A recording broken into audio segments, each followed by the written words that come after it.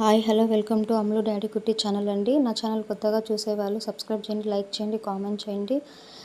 Subscribe చేసిన వాళ్ళు like చేయండి. సో నేను ఆలు బఠానీ కర్రీ చేయాలనుకుంటున్నానండి. ఆలు ఉడికించుకొని కట్ చేసుకొని పెట్టుకున్నాను. బఠానీ ఒక హాఫ్ అన్ అవర్ 1 అవర్ ముందే నానబెట్టి పెట్టుకున్నాను.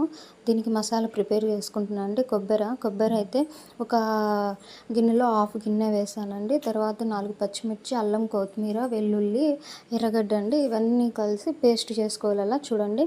తర్వాత స్టవ్ వెలిగించి ప్యాన్ పెట్టుకొని 4 టేబుల్ స్పూన్స్ ఆయిల్ వేసుకోవాలి. ఆయిల్ హీట్ ఎక్కిన తర్వాత ఆనియన్స్, పోపు దినుసులు, కరివేపాకు, ఒట్టిమిరపకాయలు ఇవన్నీ వేసి బాగా వేయించాలండి. సో ప్లీజ్ సపోర్ట్ చేయండి, నా ఛానల్ని సబ్స్క్రైబ్ చేయండి, లైక్ చేయండి, షేర్ చేయండి. సో అదంతా లైట్ బ్రౌన్ కలర్ వచ్చిన తర్వాత మనము పేస్ట్ పట్టుకున్నాం కదా, అల్లం, కొత్తిమీర, వెల్లుల్లి, ఆనియన్, కొబ్బరి ఇవన్నీ వేసుకోవాలండి. తర్వాత దాంట్లోకి బఠానీలు కూడా వేసి కలపెట్టాలన్నమాట. తర్వాత పసుపు, సాల్ట్, కారం అన్నమాట. మీ రుచికి తగ్గట్టు మీరు వేసుకోండి. అలా రుచికి తగ్గట్టు కారం పొడి వేసుకోవాలండి. నేనైతే 3 టేబుల్ స్పూన్ వేసుకున్నాను. 2 టేబుల్ స్పూన్ సాల్ట్ వేసుకున్నాను.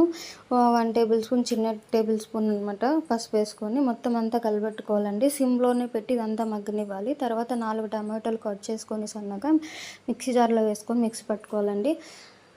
4 టమాటాలని నేను తీసుకున్న వాటికి 4 టమాటాలు సరిపోతాయి.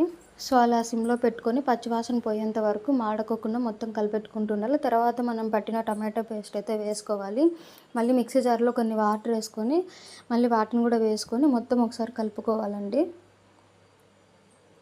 అది కూడా ఒక 10 మినిట్స్ సిమ్లో పెట్టేసి మగ్గనివ్వాలండి బాగా. తర్వాత ఇలా మగ్గిందా లేదా చూసుకొని, పచ్చివాసన పోయిందా లేదా చూసుకొని తర్వాత ఇంకొకసారి కలపెట్టేసి వాటర్ వేయాలండి. వాటర్ వేసుకొని ఒకసారి కలపెట్టేసుకోవాలి.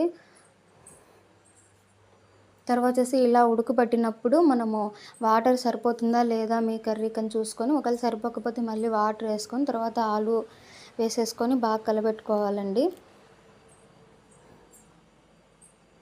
అలా మొత్తం కలిపెట్టాలన్నమాట. మీకు ముందే వాటర్ సరిపోతాయంటే వాటర్ ఏమి యాడ్ చేయొద్దండి. నాకు వాటర్ సరిపోవు కాబట్టి నేను వాటర్ యాడ్ చేశాను అనమాట.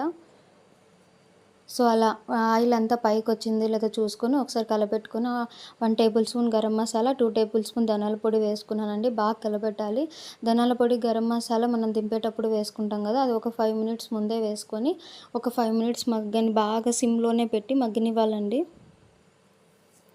సో ఇలా ఆయిల్ అంతా తేలి వచ్చిన తర్వాత కొద్దిగా కొత్తిమీర వేసుకొని దింపేసుకోండి. ఓకేనా ఫ్రెండ్స్, బాయ్.